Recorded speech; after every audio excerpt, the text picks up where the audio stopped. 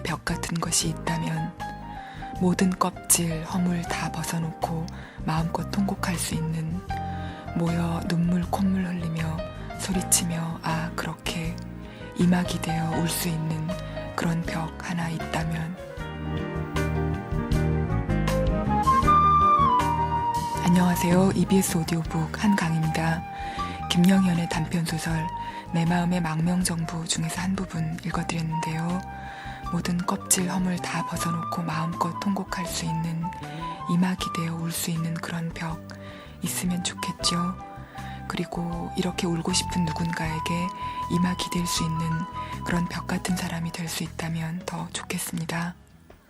위화의 허삼관 매혈기, 오늘 두 번째 시간인데요. 낭독에는 손정아, 서광재, 이서윤, 장호비 씨입니다.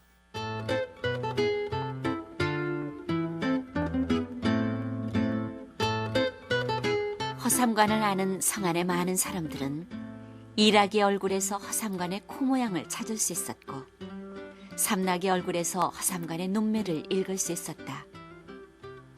그러나 일락의 얼굴에서는 어찌된 일인지 허삼관의 흔적을 찾을 수가 없었다. 그리하여 사람들의 쑥독공론이 시작됐고, 일락이가 크면 클수록 허삼관을 하나도 닮지 않아간다는 소문이 퍼지기 시작했다.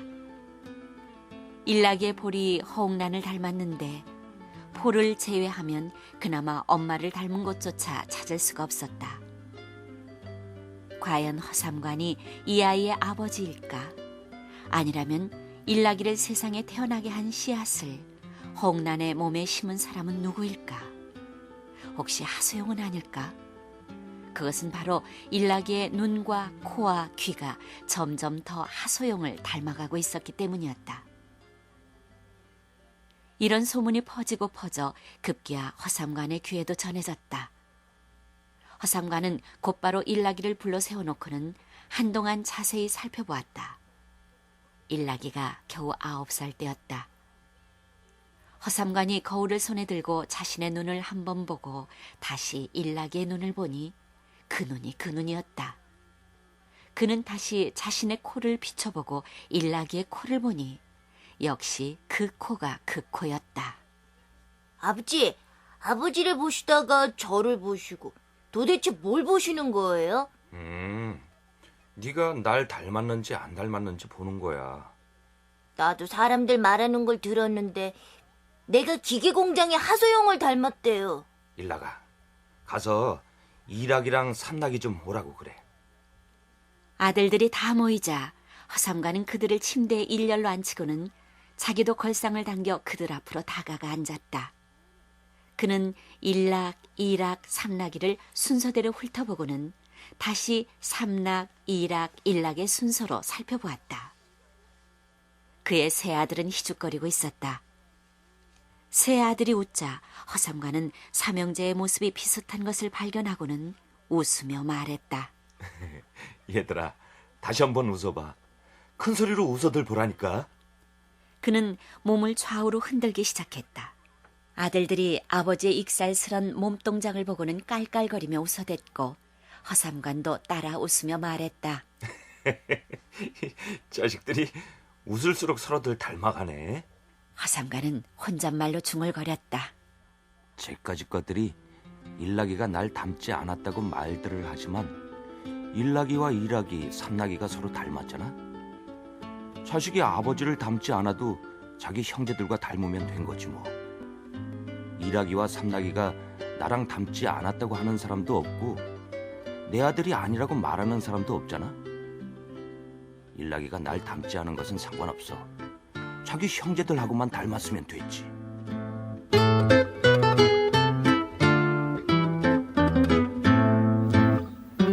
하지만 일락이가 하소영을 닮았다는 말은 끊이지 않고 계속됩니다. 그러자 허삼관은 혹시 그들의 말이 사실이 아닐까 하고 의심하게 되죠. 허삼관은 허옥란을 다그쳐서 일락이가 하소영의 자식이라는 자백을 듣게 됩니다. 허삼관은 큰 충격을 받죠.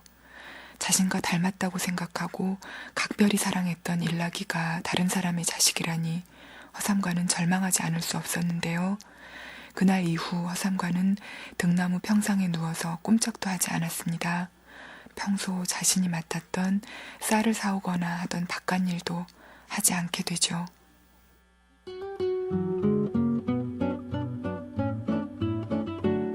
허삼관은 항상 삼나기에게 이렇게 말했다. 삼나가 저리 가. 허옥란도 일락이와 이락이조차도 때때로 이렇게 말했다. 삼나가 저리 가. 그들이 삼나기더러 저리 가라고 하면 삼나기는 어쩔 수 없이 저리 가서 혼자 큰 길을 이리저리 빈둥거릴 수밖에 없었다. 강가에 혼자 쪼그리고 앉아서 붕어떼나 민물새우를 바라보기도 하고 괜히 나무 전신조에 몸을 붙인 채 웽웽거리는 전류 소리를 듣거나 다른 집 앞에서 무릎을 껴안은 채 잠들기도 했다. 툭 하면 자기도 모르는 길을 무작정 걷다가 길을 잃어 집으로 돌아오는 길을 남에게 묻곤 했다.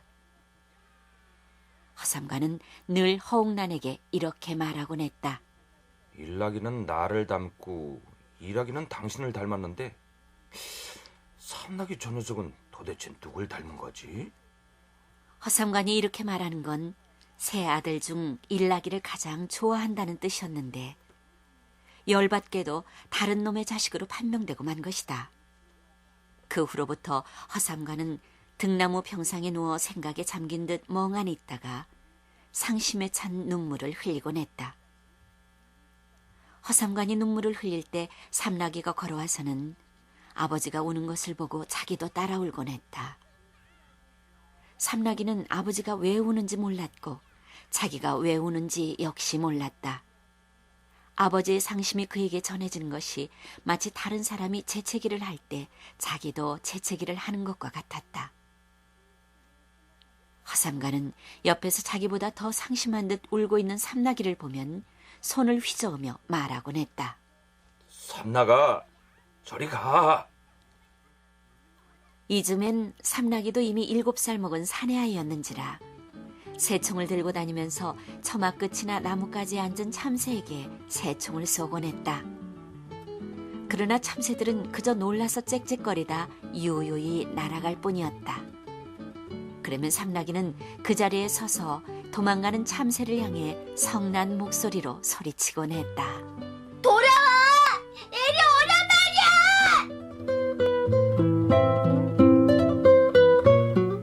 EBS 오디오북 위화의 허삼관 매혈기 듣고 계십니다. 이렇게 들으니까 더 재밌네요. 밖에서 새총을 가지고 놀던 이 삼나기가 어떤 아이의 머리를 돌로 맞힌 일이 발단이 돼서 형제간에 싸움이 벌어지는데요.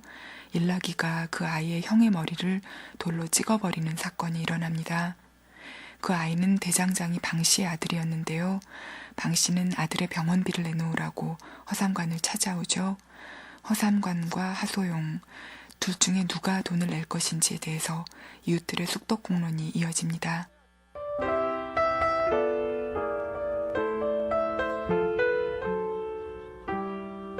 허삼관이 허옥란에게 말했다. 사람들이 무슨 얘기하는지 들었지? 방씨 아들이 입원해서 약도 먹고 주사도 맞고 매일 약병도 걸어놓고 맞아야 하는데 적지 않은 돈이 든다는군. 그런데 그 돈을 누가 내야 하느냔 말이야. 허삼관이 내야 할까? 아니면 하소용? 어쨌든 허옥란은 꼼짝달싹 못하게 생겼군. 애아비가 누구든 엄마는 허옥란이니까 말이야. 그 돈을 허삼관이 낼까? 허삼관은 어딜 가나 줄창 하소용이더러 일락이를 데려가라고 말한다더군. 그 돈도 반드시 하소용이 내야 한다면서 말이야. 허삼관은 그 아들을 9년 동안이나 헉 키우지 않았냐고. 당신들 허삼관이 그 돈을 내야 한다고 생각하는 건가? 아니지, 아니야. 허삼관은 이미 9년 동안이나 자라대가리 노릇을 하지 않았느냐고. 예전에야 아무것도 몰랐으니 그랬다 치더라도 이제는 알아버렸으니 알고도 돈을 낸다면 꼭 자라대가리 같은 짓이 아니건 뭐냔 말이야. 허삼관은 허옥란에게 말했다. 당신 사람들이 무슨 얘기를 하는지 들었지? 아마 다는 못 들었을 거야. 일부만 들었겠지. 방씨가 여러 번 왔었다고. 우리 보고 빨리 돈을 준비해서 병원에 보내라고 말이야. 당신 하소영하고 돈 얼마나 준비했어? 울긴 왜 울어? 나한테 빌지 말라고. 만약 일학이나 삼락이가 밖에서 사고를 쳤다면 내가 그 사람들에게 가서 기꺼이 머슴짓이라도 하겠지만 일락이는 내 아들이 아니잖아. 내가 공짜로 9년이나 키우는 동안 그 아이가 내 돈을 얼마나 쓴 줄 알아? 내가 하소영을 찾아가 계산을 하지 않은 것만도 많이 참은 거라고. 당신 사람들이 무슨 얘기하는지 들었지? 내가 사람이 착해서 그렇지 다른 사람이었으면 하소영이랑 그 아들놈은 전부 맞아 죽었을 거라고 말이야. 이건 하씨 집안 일이라고. 그리고 사람들이 말이야, 내가 만일 돈을 내면 돈 써서 자라 대가리 짓을 하는 거라고 하더군. 아, 됐어. 됐다고. 다시 울지 말라고. 이렇게 하지.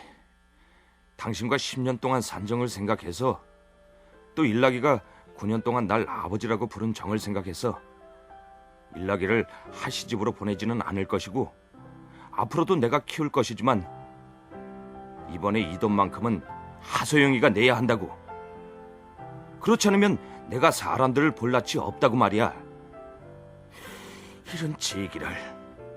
하소영이에게 이거 너무 후한 거 아니야?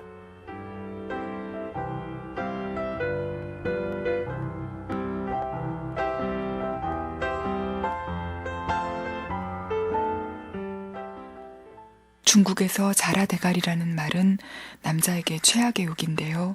무능하고 바보 같은 사람이란 뜻이죠.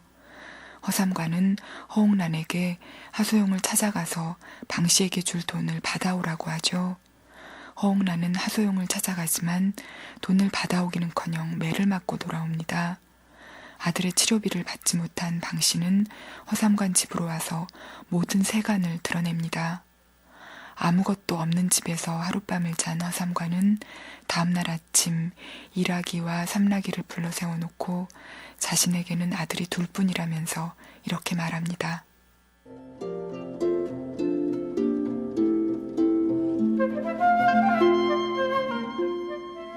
옛날에는 집에 물건들이 가득했지만 지금은 텅텅 비어버렸다.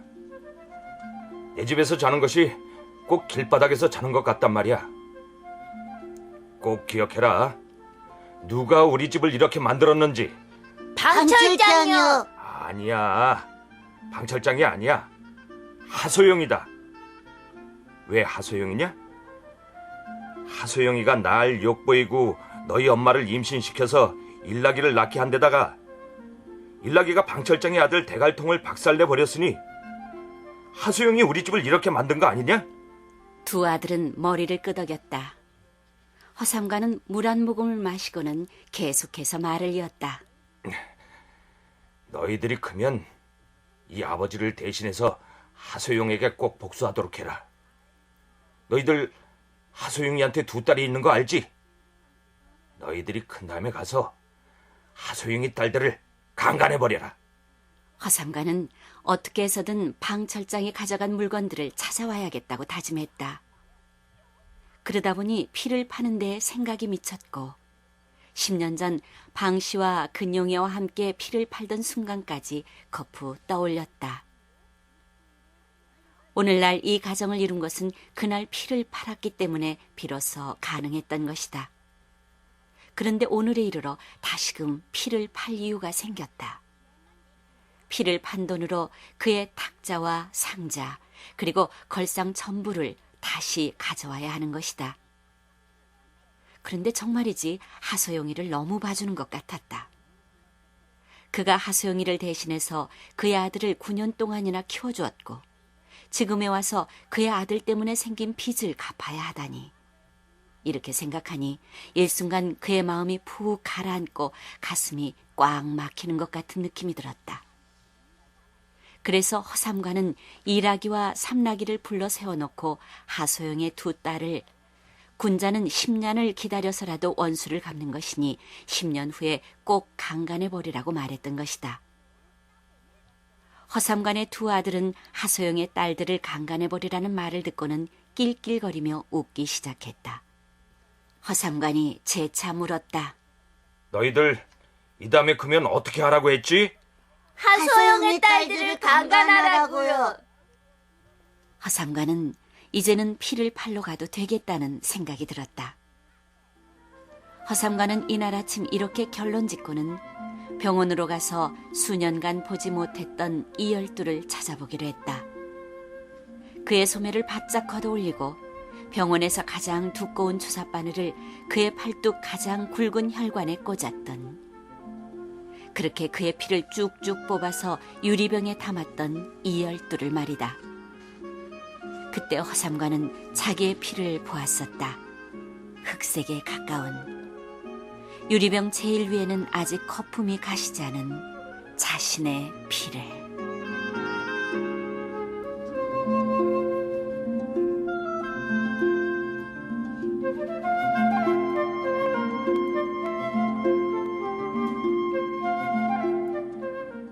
EBS 오디오북 위화의 허삼관 매혈기 두 번째 시간으로 함께 하셨습니다. 하소영의 딸들을 강간하라는 말, 참 이 말 문화적 맥락에서, 그 시대적 맥락에서 해석해야 될 거란 생각이 들기도 하고, 유머러스하게 쓴 작품을 정색으로 따지기도 그렇고 참 그렇긴 하지만 아무리 농담이라도 이런 말 하면 안 되죠. 예, EBS 오디오북에서는 여러분을 위한 책 선물 준비했습니다. 이번 주에 읽고 있는 허삼관 매혈기, 이 책 읽고 싶으신 분은 www.ebs.co.kr EBS 오디오북 홈페이지에 주소, 실명 적어서 신청해주세요. 도서출판 푸른숲 협찬으로 15분 추첨해서 우송해드릴게요. 이 시간 마치면서 피를 팔아 방철장에게 돈을 갚은 허삼관이 탄식하는 부분 읽겠습니다. 안녕히 계세요.